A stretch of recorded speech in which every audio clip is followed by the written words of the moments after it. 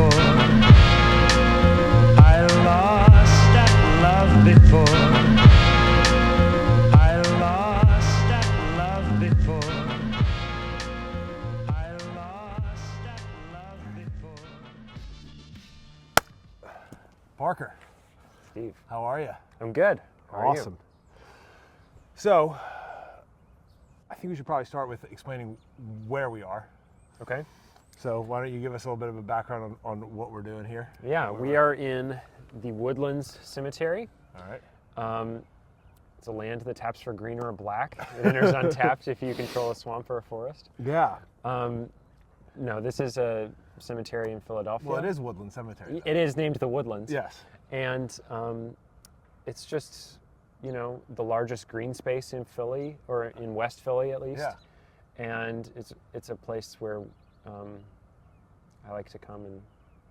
That's awesome. Yeah. Yeah. I think it's I lived in West Philly for, I think, over 10 years and I've never been here. I probably lived 6 blocks away. I think 4,300 is maybe 6 blocks away. Yeah. 6, 7 blocks away. Yeah. So it's been, we took a little lap around here beforehand and it was beautiful. Yeah. So We've seen deer, we've seen all kinds of birds. yeah. We saw a little groundhog, I'm assuming, what that little homie was. Yeah. And his think so. family, his Yeah. squad right around the corner. Yeah. So I'm super thankful that you're here to talk to me. We met very recently.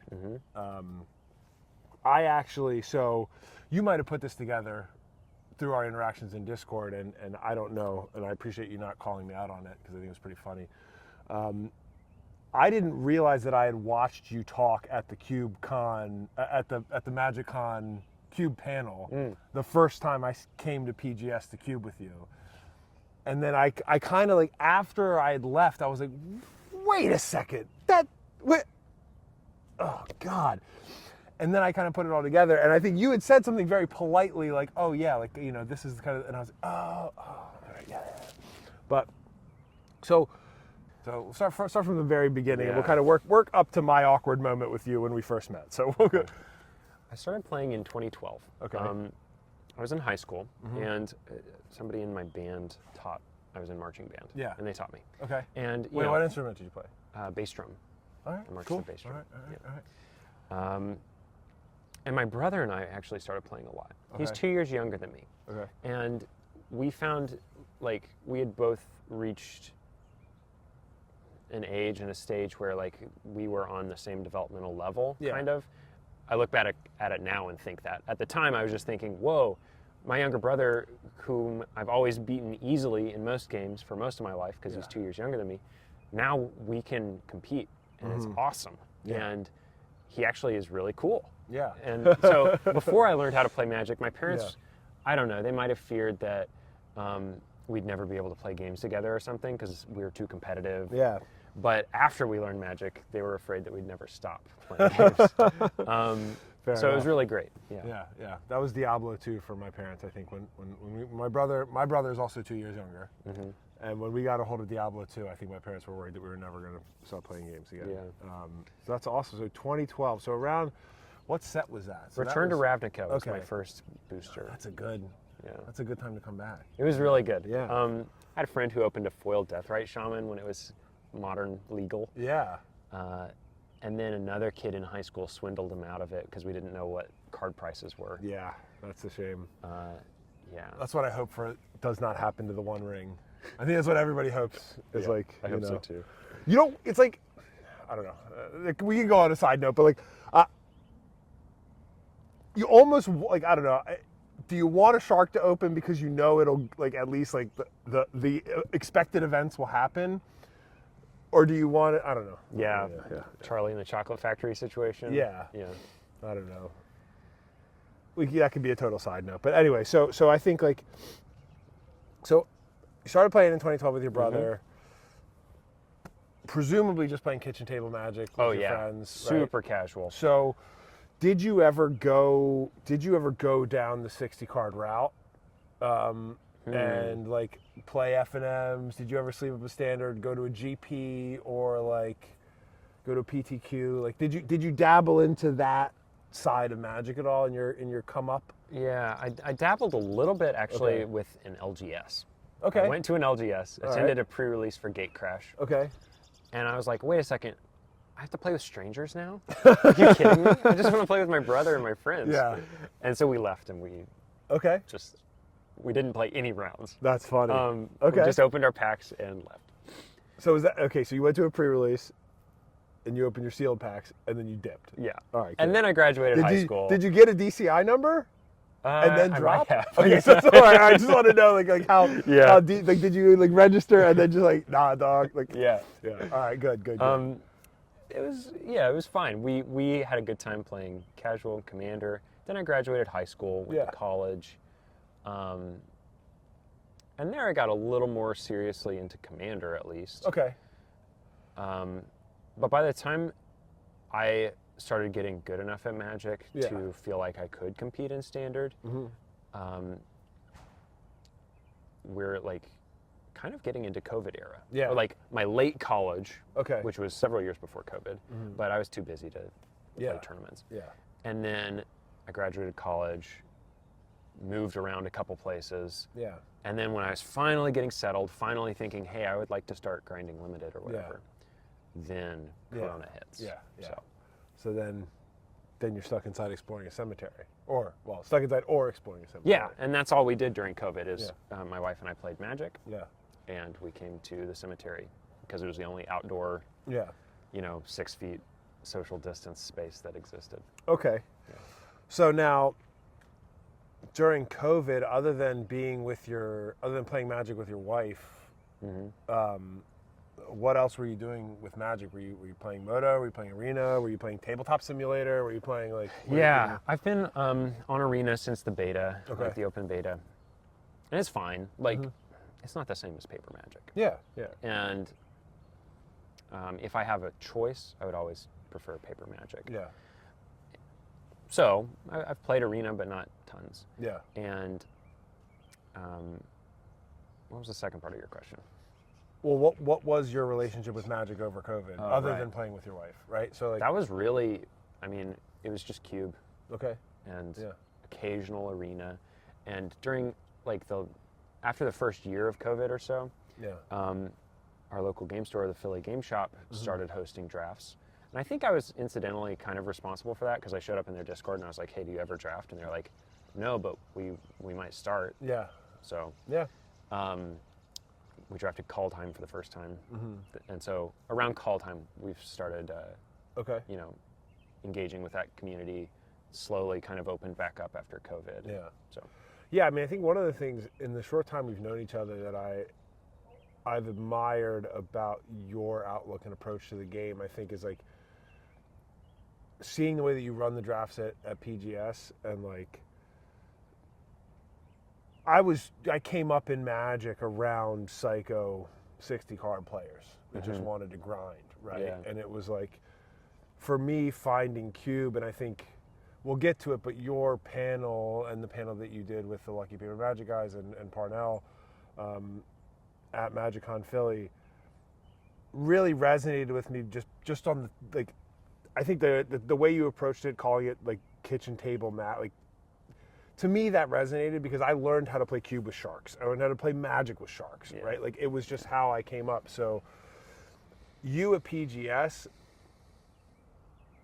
the way that you approach the game by like just trying to make Magic as fun as possible, like I need to see people, like I need to remind myself that like that's the important thing at times, because for me, I like all right, like let's team draft. What can we put on the games? Like, let's go. Like how can we outperform? Like, I'm not the best, right? Like and I'm not, and I think a lot of my friends laugh when they say I'm starting a Cube YouTube channel, because I'm not anywhere near even the top 50% of my friends as far as Magic plays, but I love it so much that it's like, that's what's important. So by no way you're going to get good Magic advice on this channel, unless it's from a guest, but and not from me. me. Not me.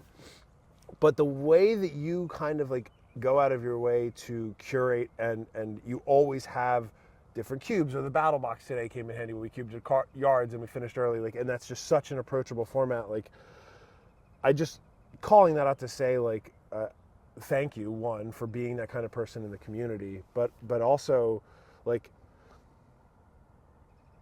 what do you want to get out of, like, what do you want to get out of Magic? Like, what do you see? Like, I see somebody like you where, I watched your panel at MagicCon, and that took a shitload of work, and I know you collaborate with Lucky Paper, and those guys are so smart, and the work that you all have done from a cube design perspective and theory and the community side, and it's like,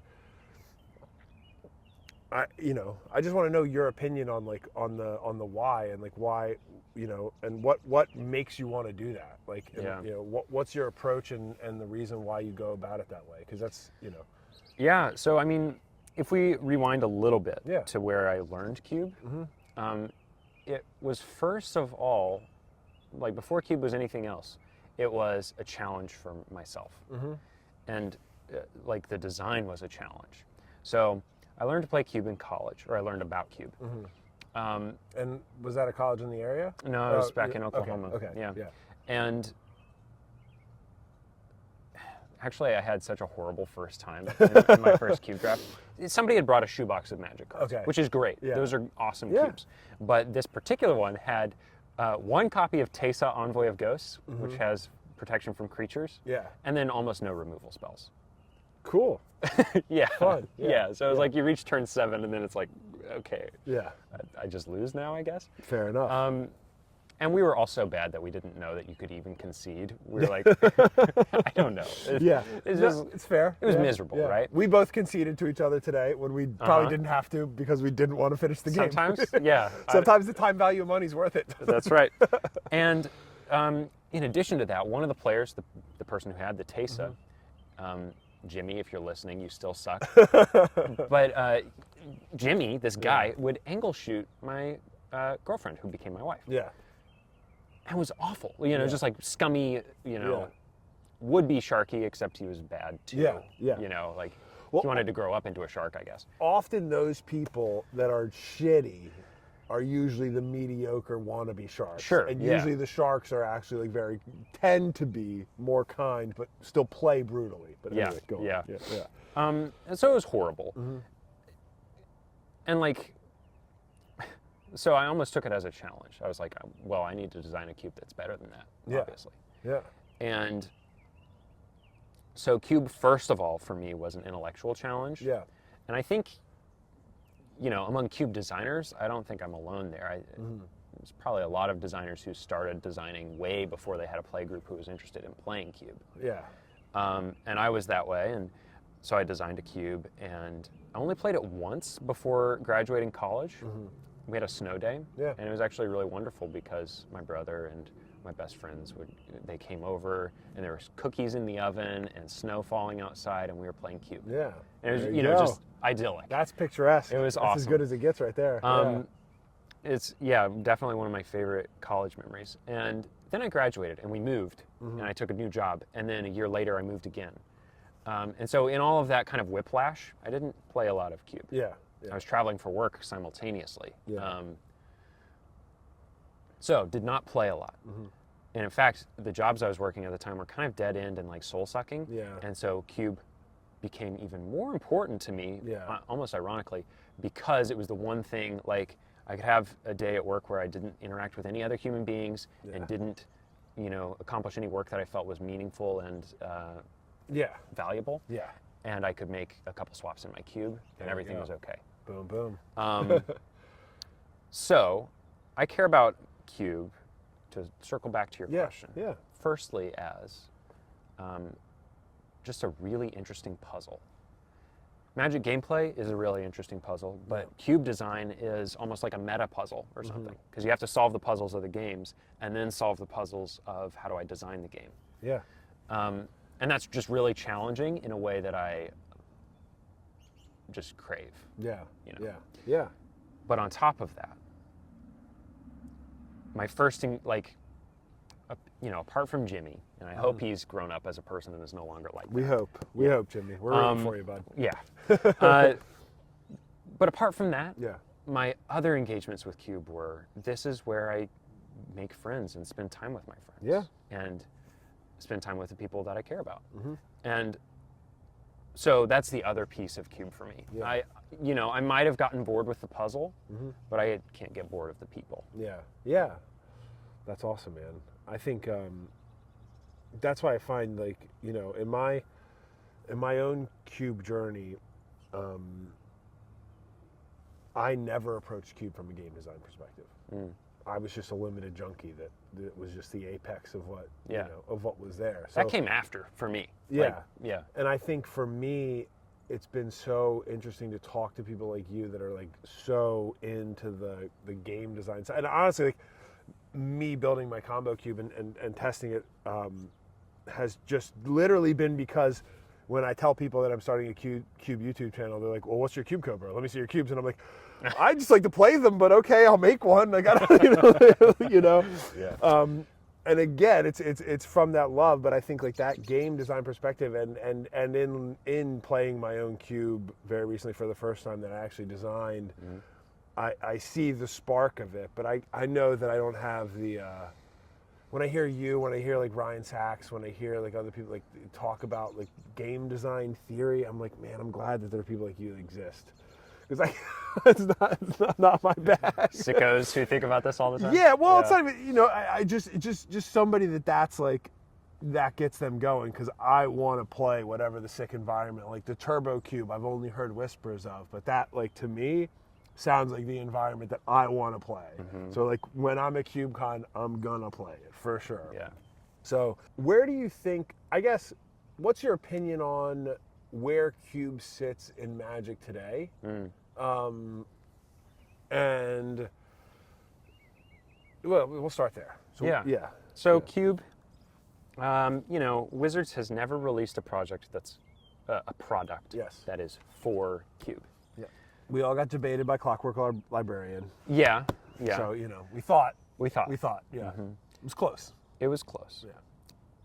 And that has kind of like worked out to the format's benefit, I think, because we've slipped under the radar, so to speak. And it's partly because Cube is like the most equal access format out there. Right? Yeah. And so it's kind of hard to sell to because it's so democratic and egalitarian from the ground up. It's like, well, most formats, you either need to pay $15 a week for draft entry, and if you're bad, like me, you start subsidizing the good players with some percentage of your money, which sucks. Yep. Shout out to Chase Irwin, subsidized you for many years. Yeah, we all know those people. Yeah. So that's part of it. Yeah. And then you want to play Commander. Well, okay, it's at least $40 for a pre-con, and you've got to lug it everywhere, and like the people you play with have to also have pre-cons, and then you have to have the discussion on power level and like whatever. Yep. And let alone 60 card competitive constructed when you're playing meta decks for hundreds of dollars. Cube, by contrast, one person can acquire some number of cards. Doesn't need to be 360. Could be 180. Could be, I don't know, some small number. Yeah. And then they just need to find 7 people. Those people don't even need dice or play mats. Yeah. And you just play. Yeah. And so for me, that's really a magical like place for Cube, because it lets it spread and it lets it be something where, as a Magic player, like, you show up to the LGS and you want a community. Yeah. Maybe. And in order to have a community, most of the time, you first need to purchase something. Yeah. A deck, a draft entry, multiple decks, whatever. With Cube, you show up and there's a community already. Yeah. And I like providing that for people. I like that other people can access it, and I like that other people, when they bring their cubes, can participate in the development of that community. Yeah. Okay. So I think that's where it is, and that's what the most special thing about Cube is for me. All right. Yeah. So on that note, right? I tweeted recently, and it was kind of like there was like a kerfuffle or something in the Commander community, which there is once a week on Twitter, and about bans. And I was like, and there was obviously complete baseless speculation in bans, which is also indicative of the Par for the Commander course. community. Yeah. But I tweeted like, "Oh, I'm so thankful that like I love Cube I'm confident in investing my time and money into building something around Cube because I know WotC can't ruin it." Mm-hmm. Right? And I think that's part of what you're saying. It I is. think to a certain extent, right? Yeah. Is like, and even if they released a Cube product, you really couldn't, like it's almost like they know that you can't put a lasso around it, so they're just like letting it go because there's not really like, if there's a Cube rules committee that enforces bans, everyone's gonna laugh at them, right? I think, like, right? Like, I think, see, it's like, you know, can you imagine like if there's like a Cube Sheldon that's like, no, you're sorry, bro, but you're not playing Soul Ring anymore. It's like, nah, kick rocks. Yeah. Although while we're here, Yeah. what would we ban? What would we ban? I would try to I'm ban in favor chain of lightning, and it I'm wouldn't in, work. I'm in favor of banning the things that they ban because they make games take too long. Like, all right, Shahrazad or there whatever. is a. This could be a totally sidebar with it, but this is kind of inside baseball for the audience. But booster tutor or no booster tutor? Because I'm against booster tutor On the grounds that it on takes the games. grounds that it adds 5 minutes Yeah. to. It could add 15 minutes to the draft Yeah.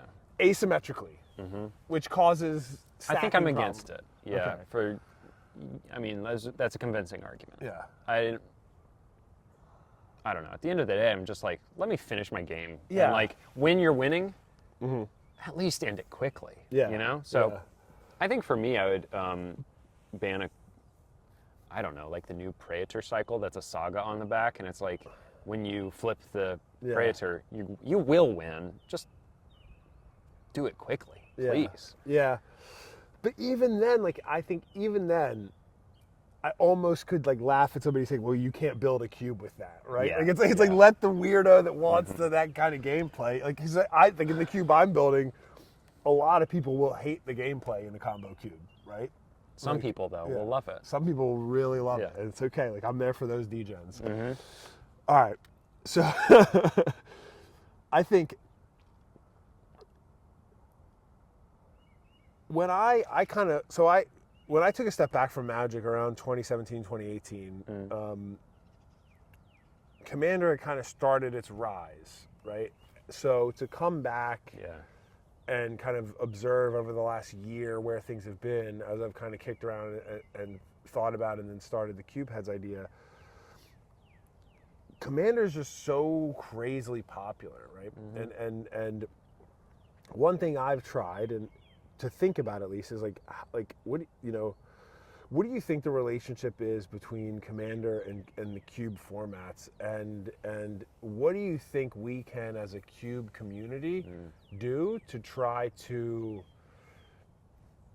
pull more interest and not to lead the witness anymore, but this is exactly what I'm going to do.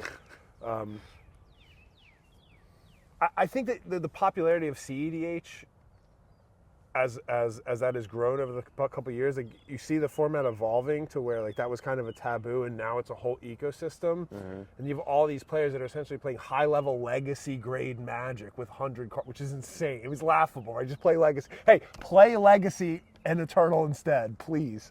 Playing 4 players is weird. Anyway, yeah, I don't know. So like, what do you think about?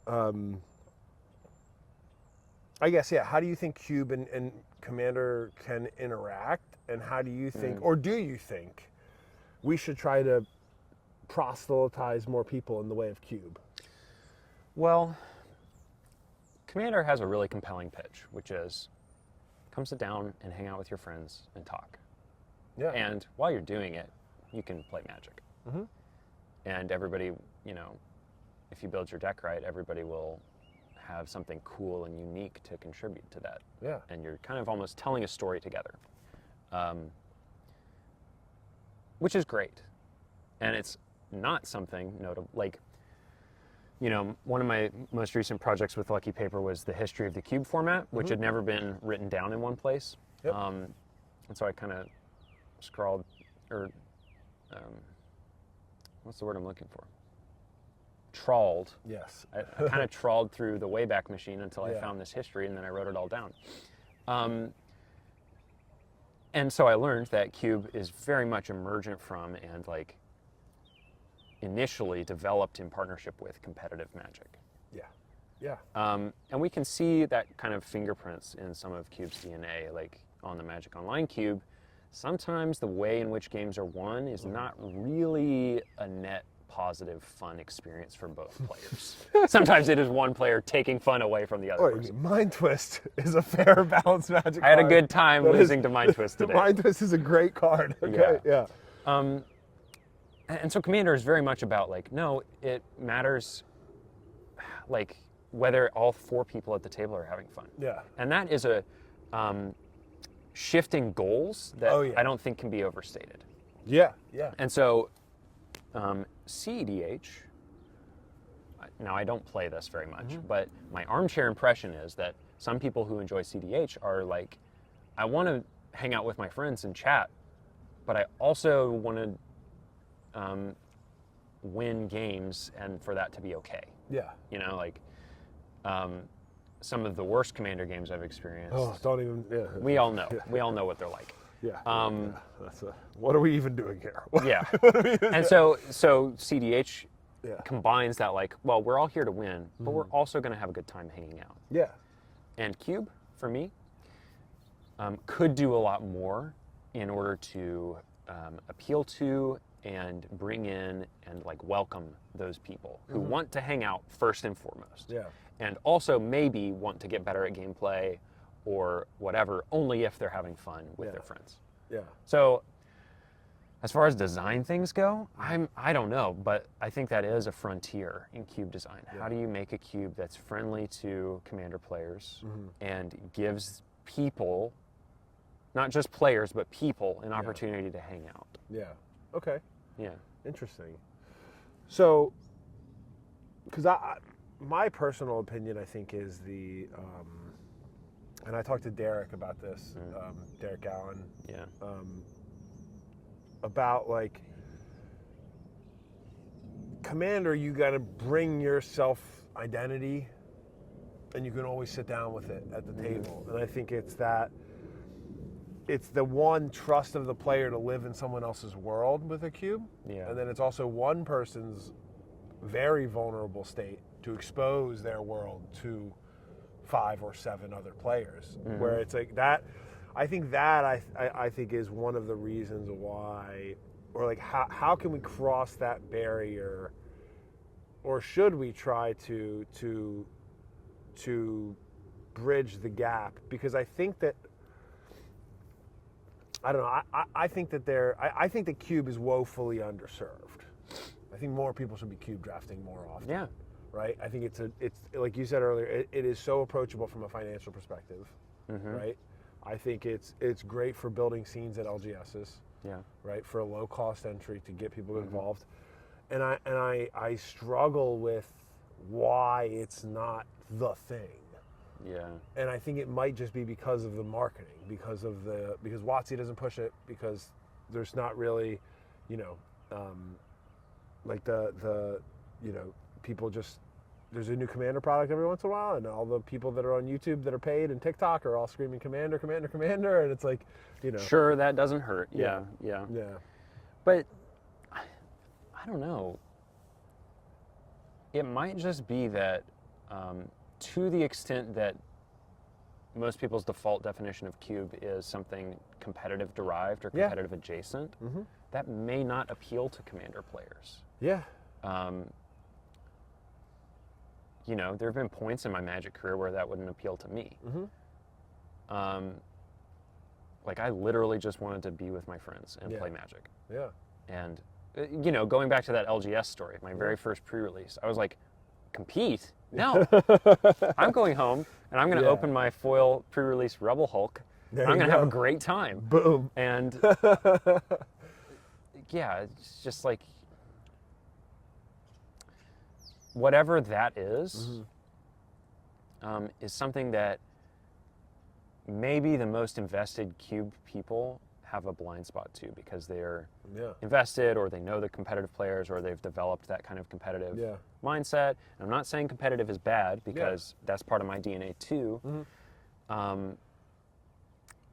But it might just make the designers of Cube, the people who are curating these worlds for people to experience, it might make them a little blind to, you know, what could be fun for others. Yeah. No, I think that's fair. I think that's an astute observation, and it could very well be part of my blind spot as well. I think because of coming up, I think learning to Cube when Cube was, here's the most powerful cards in Magic, and one of your friends actually owns all of them. Yeah. I mean, because I was playing with a powered Cube 10 years ago. Right. That was like sleeved power that would just like show up at my house in West Philly and we'd fucking draft. Like, Yeah. You know, so I think it's I think that's definitely a challenge to the community. And also I think, how do you create those environments that are approachable, that still maintain, and can you create an environment that's approachable, that there's still some drive for the people that are like just like want to play good limited Magic, and also make it like, you know, I mean, I think that's that's WotC's job with every set they make, right? In a sense, right? Yeah. That's, right. So I think it's possible. Yeah. Like Yeah. WotC's able to do it with their maybe retail. Sometimes they get it right. Sometimes. Yeah, you know, everybody liked one, right?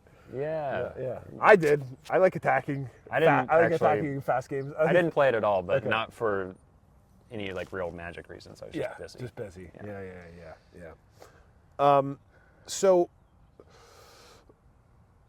what do you think then, as the Cube, I guess, where do you see the Cube community going? And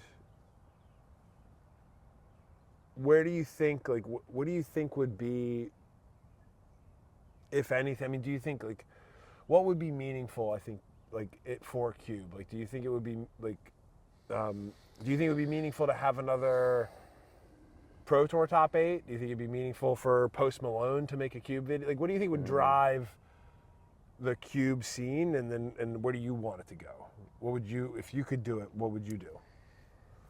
Yeah, it's a hard question because I think it verges on where Magic touches real life. Yeah. And, you know, we like this fantasy game. And some of the hardest conversations are when the fantasy and real life start to kind of blend or overlap. Yeah. And so I don't have answers here, and I don't want to sound like I do, but because I think of Magic's close association with pro-level competitive players. Pro-level competitive players, for whatever reason, throughout Magic's history, have tended to be predominantly white men and American. Yeah. And perhaps because of that association, most of the Cube world I'm familiar with also shares some of those, you know, lack of diversity. Yeah. And that's a real bummer, Yeah. honestly.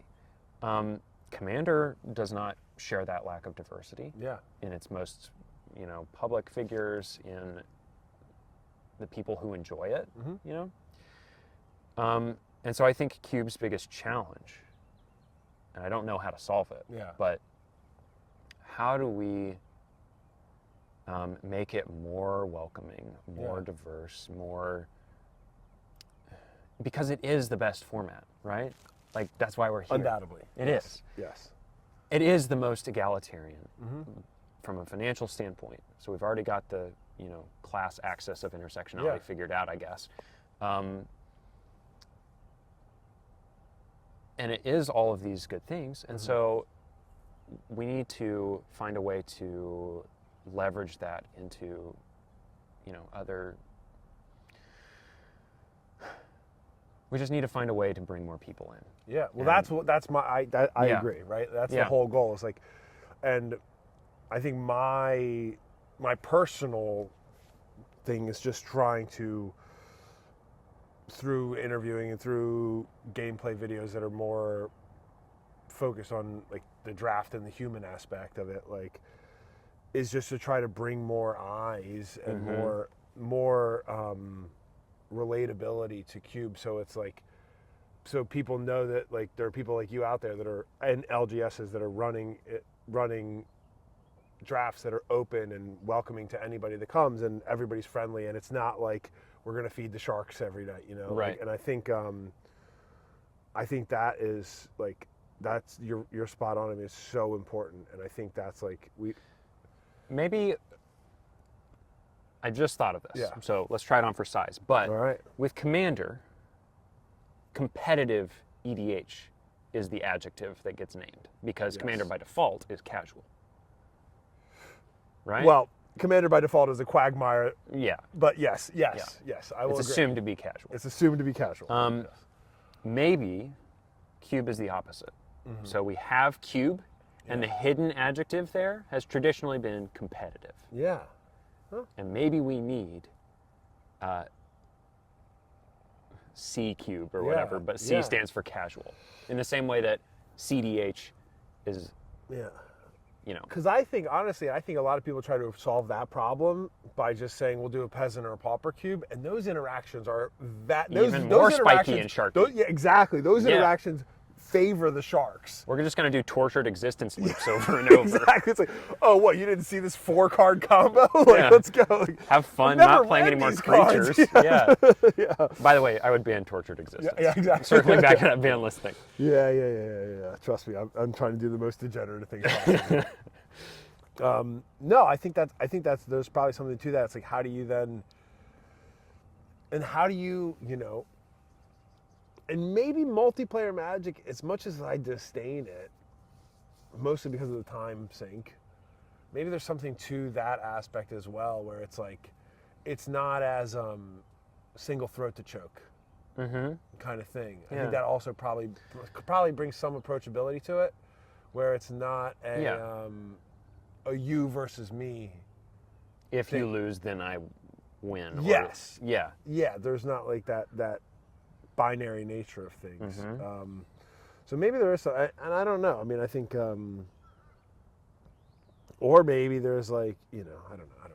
You could potentially like grade the decks and have a deck score based on how you came out of the draft. I don't know. Like, there's definitely, I don't know. Like, Or maybe it's just as simple as like a cube designer, you know, the first Reddit post on everybody's cube is like, are my 10 archetypes going to be good? Yeah. And that's fine. It's a fine way to design things. But maybe the cube designers need to loosen their grip a little bit on their environment so that a commander player can come in and say, ooh, today I'm going to draft Turok and him to Turok, and I'm going to draft Asmore and Asmore's cookbook. Yeah. And I'm going to do a little theme Vorthos deck in this cube. There you You go. know, maybe that's what needs to happen. Yeah. Or maybe somebody needs to be able to build a private eye deck in a cube. But then, though, do you then have to bring the Rule Zero discussion to Cube? Because if you're doing your I don't think cookbook so. deck, and I'm just playing 3/3s and beating your face in, I mean, I don't know, like, You know, like, what's the guy with the tireless tracker to do other than turn it sideways? I think the cube designer can make that Yeah. happen, right? Yeah, Like, yeah. what if the 3/3s also happen to be private eyes Yeah. or mobsters or whatever, and so you've got a little, like, Prohibition era Yeah. story that you're telling or something. That's cool. No, I get it. Yeah. Yeah. I'm always going to lead, like, I think, and again, I think it's my predisposition towards, like the Sharks are going to ruin it. Like, you know. Well, here's the thing. It's possible to have losses that are fun. Even Sharks, Yes. like, know this. You know, like, yeah. we, Well, the good Sharks I think appreciate today, a good right? beating, Like, we had a good- yeah. We had an outstanding match. I where you Armageddon'd you. Shahrazad'd me, essentially, in a cube without Shahrazad. Yeah, We started the game over. we did, and I lost, and it was a great time. Yeah. And it is possible to lose and have fun, Yeah. in other words. For sure. And so how does that happen?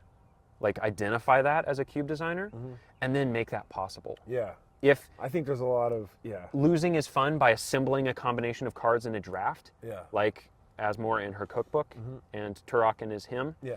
and then you can play those. Even if you lose, you're going to have a good time because your deck felt thematic in the same way that a commander deck, which is all elves or whatever, also feels thematic. Yeah. Or, you know, I've been talking on the Vorthos axis of things, but maybe if you could make a 10-10 Yeah. or like Yeah. you know, make a I mean, huge casual creature. players love making dark depth tokens. Right. You know, you can do that Yeah. in most cubes. Or like, what's that zombie tree folk from Innistrad? Costs 1 less to cast for each creature in your graveyard. But it's a 10/10. Yeah. Right? Yeah. So you just play a 10/10, and that's sick, even if you lose. Or Triskaidekaphobia, if you can win the game with that. That's a good, Yeah, you know. I've lost some games to Triskaidekaphobia. Yeah, that's it's good. shameful. Yeah. Like, It's a great limited design, Mark. Thanks, Yeah. Mr. Rosewater. Appreciate that. Thanks. So thematic. Yeah, I think it's a noble pursuit, because I think that, and I say that as somebody who's not a cube designer, so I push it to you and all the other people that are way smarter than me. That I think that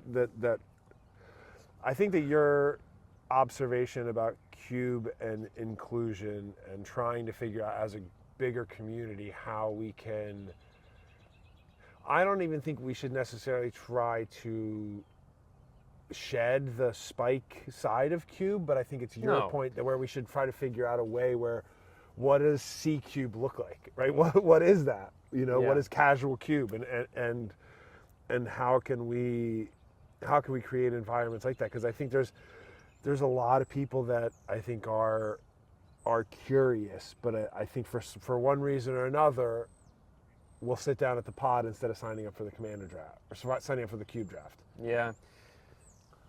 And, you know, just to be really clear, it's not about saying spikes, sharks, you're not welcome anymore, go away. Yeah. It's about saying, no, we can make this fun for more people. Yeah. Well, we've done, in the drafts that you've done at PGS too, where I think one time we came and we had enough for 2 pods, and essentially we self-organized without anyone talking. It was like all the sharks went to go draft 1 cube, and everybody that was different have more fun, I think, went to go play your Swamps cube. And it just kind of worked organically. But I think like that situation, I think, was like watching that and then seeing and then going to watch the games of the other cube and then watching the games of my cube and talking to everybody, and like that rocked. Like that, the whole ecosystem of the fact that we had the 2 cubes, and like it was just cool. And I'd like to see more of that instead of, you know, 1 cube of sharks and then 12 to 18 people playing commander. You know, I think, but we'll see. Yeah. So, what's the thing in Magic that you're most proud of that you've done?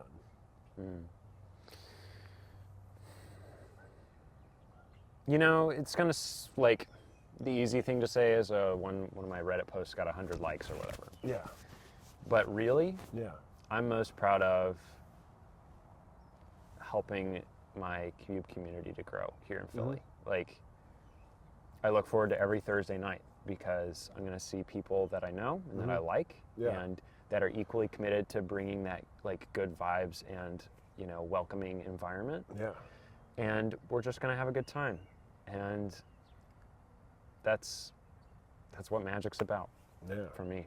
That's fantastic, man. Yeah. Do you have any shout outs or anything, or anybody, or Thanks for hosting us, Philly Game Shop. Yeah. Hope you keep doing that. And thanks for the Woodlands. Yeah. Always love a good Jun land. Yeah. Green spaces, important. Yeah, for sure. It's very important. Well, look, man, thank you. Thanks for having Thank me. you for everything you're doing for the Philly Scene 1 and curating that and taking the time out to do it. And thanks for being a force in the Cube community. Things you've done for the design of Cube, and the panel was, you know, somebody who sat alone by themselves and watched it. It was super interesting, and it was really Glad you enjoyed inspiring. it. Oh yeah. I mean, it was tons of fun. So thank you, man. I appreciate it. Thanks. All right, we're out of here. Goodbye. We did it. Woo. That love before.